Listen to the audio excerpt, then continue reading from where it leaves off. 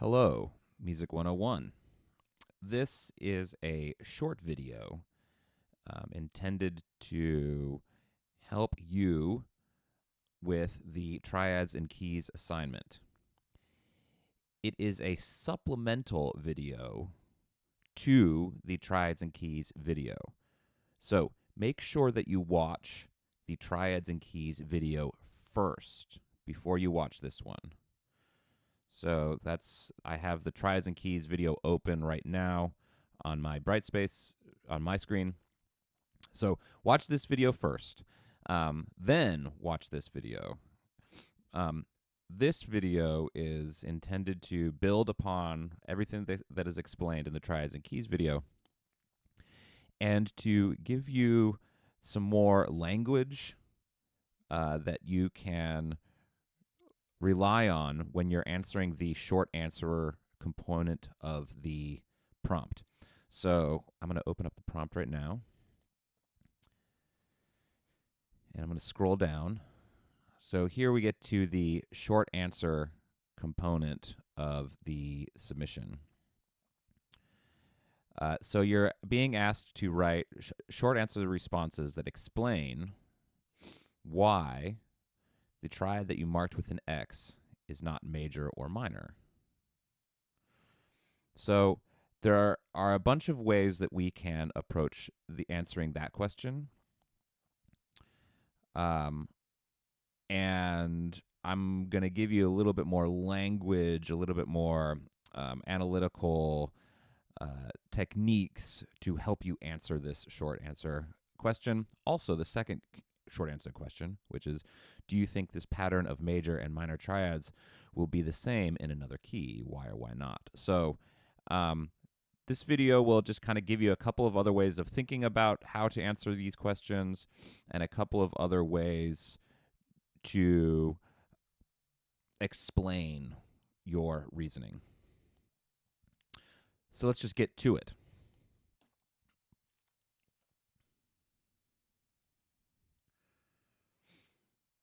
All right, so this will be a combination of review and reviewing both scales and intervals, but I will be talking about them in a way that hopefully will help us to make some more holistic connections between all of these patterns. So if I were to start, let's say I'm going to build a major scale starting on D. So this will be a D major scale. And what I'm going to do is I'm going to follow my pattern of whole steps and half steps. So I'm going to write that under here.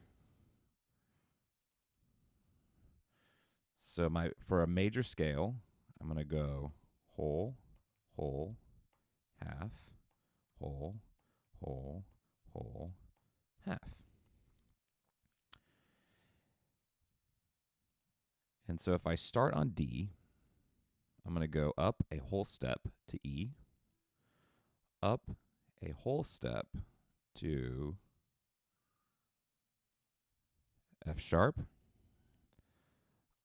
up a half step to G, up a whole step to A, up a whole step to B, up a whole step to C sharp, and up a half step back again to D. That completes my D major scale. Awesome. Let's say I were to now, if I were to list, so if I have those are my whole steps and half steps there. If I were to then list the intervals that result from this pattern, I'll put these up here. If I were to write the intervals that result between D and every other note in the D major scale. So I'm going to imagine, let me just go ahead and put those Ds in. So I'm going to put a D underneath each of the pitches that are in the D major scale. And then I'm going to write out what intervals are produced. And as we've already found out, this leads me to the following intervals. So I end up with a major second, a major third, a perfect fourth, a perfect fifth, a major sixth, and a major seventh, and a perfect octave. So, great. So now, not only do I have all of the pitches that are included in a D major scale, I also have all of the intervals that result from putting each pitch in the D major scale on top of a D. And it gives me these intervals here. Let's say that I were to do this again with a D minor scale. So as we know, a D minor scale has a different pattern of whole steps and half steps. So it is whole, half, whole, whole, half, whole. That's not correct. Whole, half, whole, whole, half, whole, whole. All right, so this is my pattern of whole steps and half steps for a minor scale. And I'm going to do this built off of D once again. So that would give me a D, up a whole step to an E, up a half step to an F natural, up a whole step to a G, up a whole step to an A, up a half step to a B flat, up a whole step to a C, and up a whole step all the way back to D. And this gives me my D minor scale. Now, if I were to do the same thing again below, making each pitch of the D minor scale, I'm going to put that on top of a D, and I'm going to get a list of what intervals that produces. And if I were to do that, I would end up with the following intervals. I would have a major second, a minor third, a perfect fourth, perfect fifth, a minor sixth, a minor seventh, and a perfect octave. So those are the intervals that are produced by a minor scale if I put each note of the minor scale on top of the root of the scale. Now, let's say now we can look and we have some intervals that overlap. Our perfect fourths and fifths and perfect octaves from the minor and the major scale starting on the same pitch overlap. Also, our major second does, but some of these other intervals do not. Now, let's say we were to then create a table. And in this table, let's just keep track of all of the intervals that we have. And one way we could do this is to just assign how many half steps are in each interval. And then eventually we can build out a whole table that gives us a list of number of half steps and the type of interval that contains that number of half steps. So in this table, we're going to use every possible interval within the chromatic scale. So all the white keys and the black keys. So that means all of the possible half steps. So I can just count from 0 all the way up to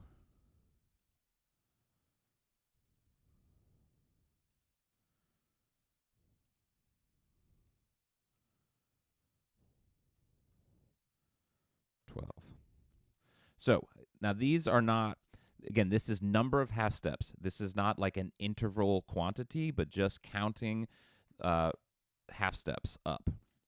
So don't confuse these numbers with the numbers that we're using over here for the intervals. This is just how we're counting half steps, counting black keys and white keys on the piano.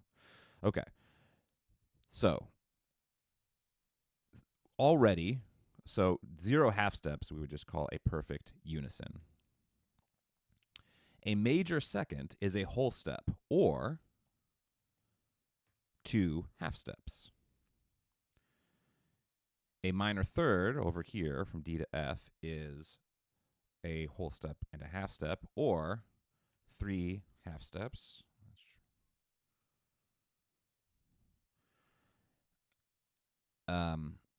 A major third over here from D to F sharp is 2 whole steps, right?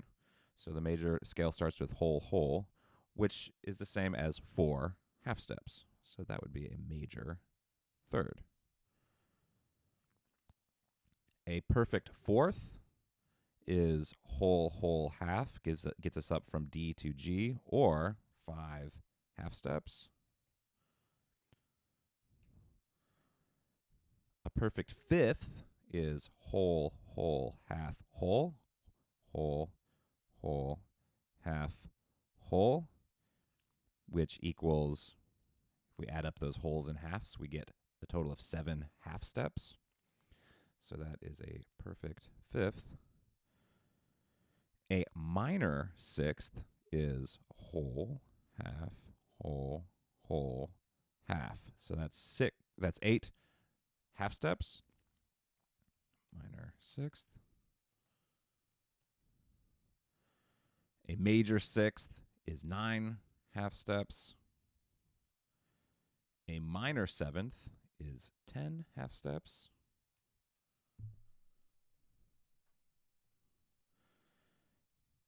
A major seventh is 11 half steps, and that brings us back to Do. So a perfect octave. So that's the D above. All right. So this gives us these intervals. In our chromatic scale, if we're just using major, minor, and perfect intervals, it gives us almost all of them. We've also learned, when we learned about minor, augmented, and diminished intervals, that even though we can't find these two intervals within the major minor scale when we're just building off of the root of the scale, we know that our term for 1 half step, an interval that is 1 half step, is a minor second. And we know that in between a perfect fifth and a perfect fourth, that could either be called that's right, diminished fifth, or an augmented fourth. All right, so this gives us a list of all of the possible intervals within the chromatic scale, if we count all of the steps, all of the white keys and black keys on the piano, all of the possible number of half steps dividing an octave. Now, the reason this is useful is because we're about to try to identify chords. And chords involve more than one interval, and that's why this table here will be useful to you. Okay, so let's stick with D major. And if I'm going to follow the instructions on the assignment, again, I'm going to build my D major scale here.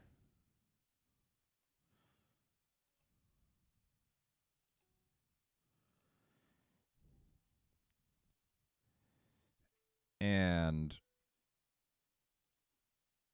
as the assignment is asking me, I will then build triads on top of each note in the D major scale. So these first two I'm just going to look at the pitches that are in my scale here, and I'm going to say, okay, I'm going to go up a third to F sharp, and then I'm going to go up a third from that F sharp to A. And I'm just using the notes that are in this scale. Similarly, starting off of E, I'm going to go up a third to G, and then up a third from there to B. Okay, so these are my first two chords if I were to build triads off of every note in the D major scale. Now, let's talk about identifying each chord and whether it's a major or a minor chord. If I look here at D, F sharp, A, well, I know that D to F sharp, if I'm just thinking about this in terms of my major scale, is a major third. So on the bottom there, so I'm thinking about intervals that are present within this chord. On the bottom, whoops.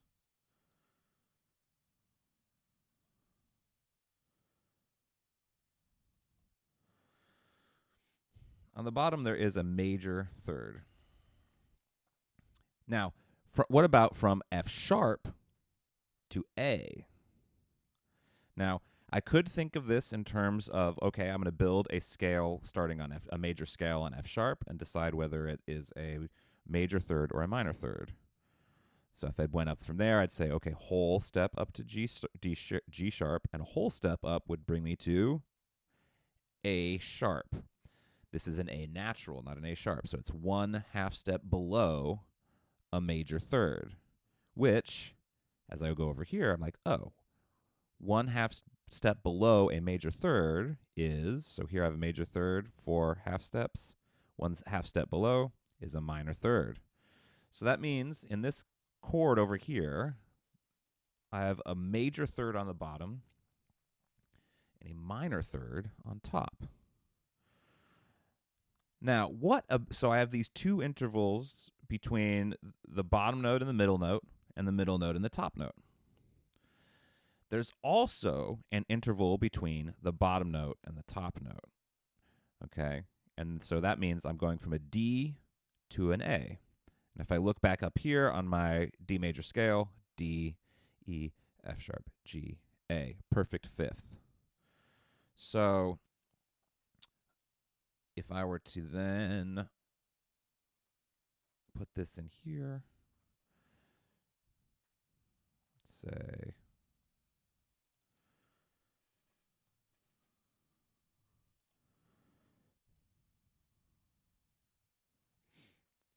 okay, so from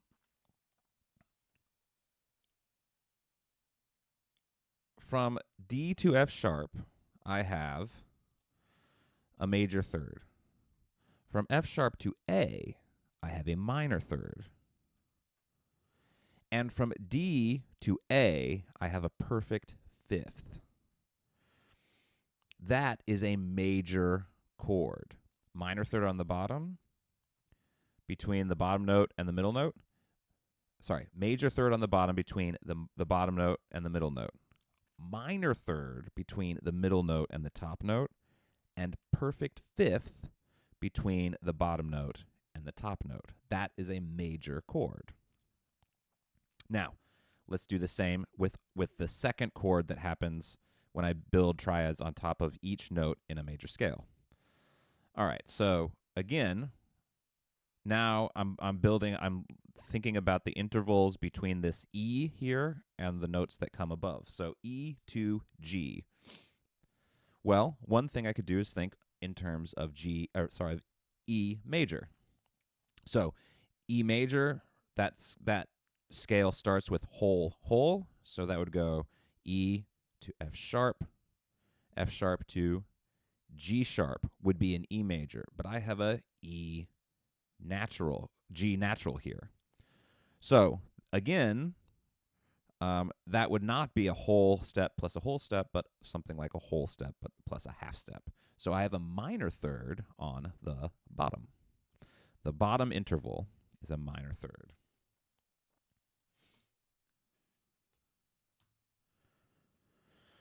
Now let's look at the interval between the middle note and the top note.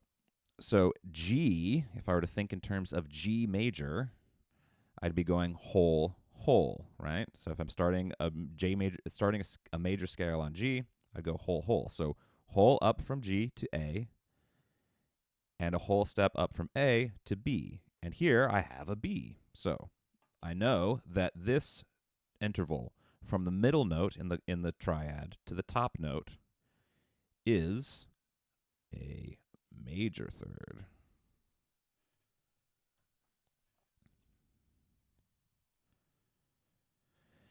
And then, same thing here. I'm going to go from the bottom note to the top note of the triad. And if I think of this in terms of E major, and I would go whole, whole, half, whole. So whole up to F sharp, whole up to G sharp, half up to A, and whole up to B. And that gives me, indeed, a perfect fifth. Okay, this is not a major chord. It is a minor chord because there is a minor third on the bottom. There's a minor third in between the root of the triad and the middle note. So in the minor chord, let me put this, I'll write this above to just really clarify. So we have a major chord here, and we have a minor chord here. In a major chord, like this here, right? There is a major third between the bottom note and the middle note, and a minor third between the middle note and the top note, and a perfect fifth between the bottom note and the top note. With a minor chord, there is a minor third between the bottom note and the middle note, a major third between the middle note and the top note, and a perfect fifth between the bottom note and the top note. So major chords and minor chords both have perfect fifths in them. They both have major thirds and minor thirds in them. They both include one major third and one minor third. It's just with a major chord, the major third is on the bottom. With a minor chord, the minor third is on the bottom. Okay, so in other words, there are a whole bunch of ways that you can talk about what makes something major or minor. It is both the third that matters and the fifth. Both the third and the fifth matter in talking about these. And this will be particularly important when you have to identify which of these chords is neither major or minor. So in order to answer that question and explain why, it's important to think about both the thirds that are present in the chord and the fifth that is present in the chord. All right. I hope that this is useful to you all. And and if you have any questions about the assignment, do not hesitate to email me. I hope you all have a great day. Goodbye.